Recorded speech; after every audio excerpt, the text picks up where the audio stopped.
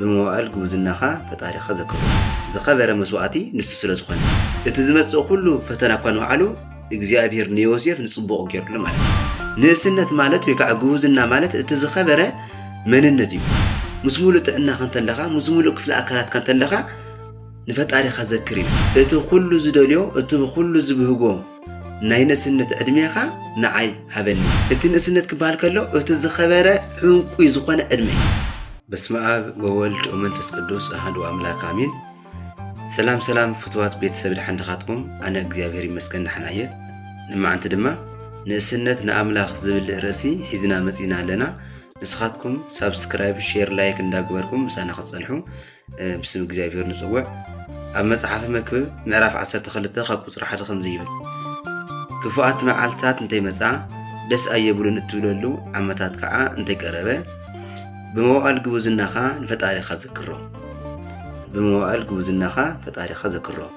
جزية نسنت مالت لعله هسان ويكعا أبتحت ولد خاطر جزاءون أنت يكونكا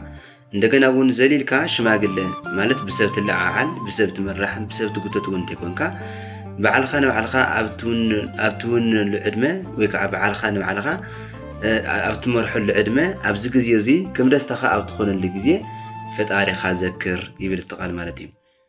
اتناين السنة زمننا اتناين السنة علمنا እግዚአብሔር አምላክ انه نحنا هياوم قدوس زخونه مسوات كرنا كنقرو لي دلي زخبر مسواتي نفس سلا زخونه مصحف قدسنا بزحات قدسان بزحات صارقان بزحات سمعتات هلونا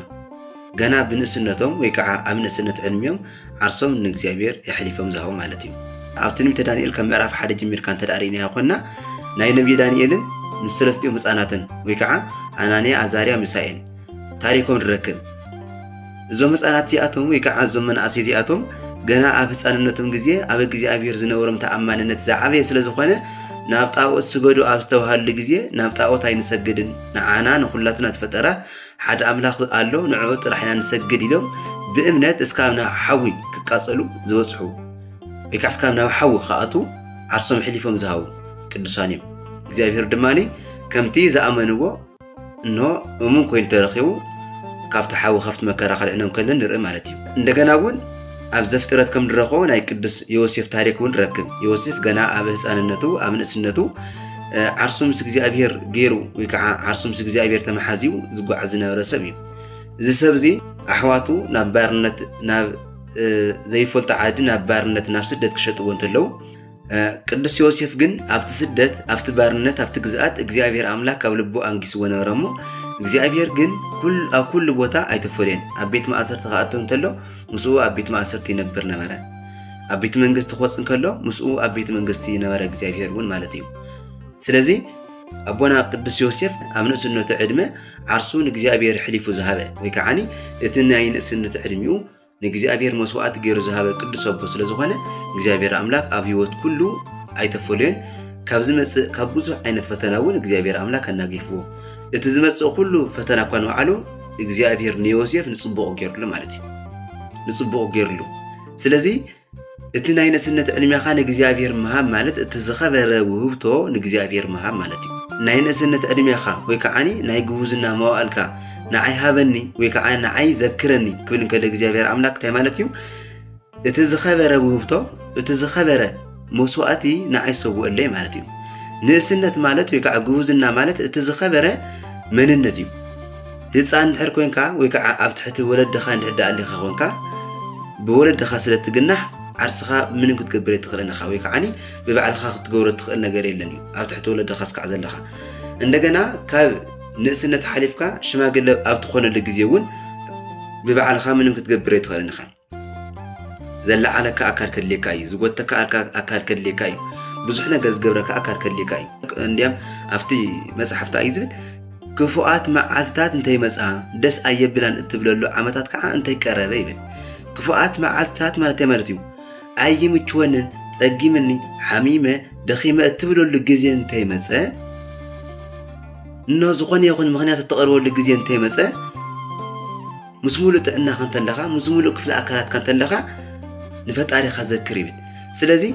ኣብቲ ግዜ እርጋን እውን እንተኾነ እቲ እርጋን ንሱ ዓርስኻ ንባዕልኻ ትገንሕሉ ዕድመ ኣይኮነን ኣብቲ ህፃንነት እውን እንተኾነ ዓርስኻ ንባዕልኻ ትገንሕሉ ዕድመ ኣይኮነን ኣብቲ ህፃንነት ኣብ ትሕቲ ወለድኻ ዘለኻ ኣብቲ ናይ እርጋን ዘመን እውን ናይ ግድን ሰብ ዘድልየካ ዕድመ እዩ ሰብ ክመርሐካ ዝግብኦ ዕድመ እዩ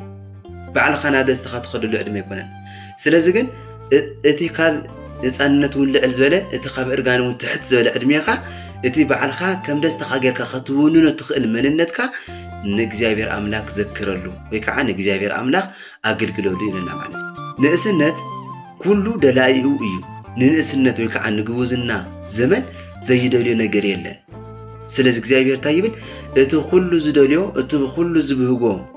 ናይ ንእስነት ዕድሜኻ ንዓይ ሃበኒ ወይ ከዓ ህያውን ቅዱስን መስዋዕት ጌርካ ንዓይ ኣረክበኒ ወይ ከዓ ንዓይ ዘክረኒ ይብል እግዚአብሔር ማለት እዩ ንኣብነት ተዳሪና ኮይና ስኽራን ንመንእሰይ ዝደሊ ስኽራን ዝጠልብ ንመንእሰይ እዩ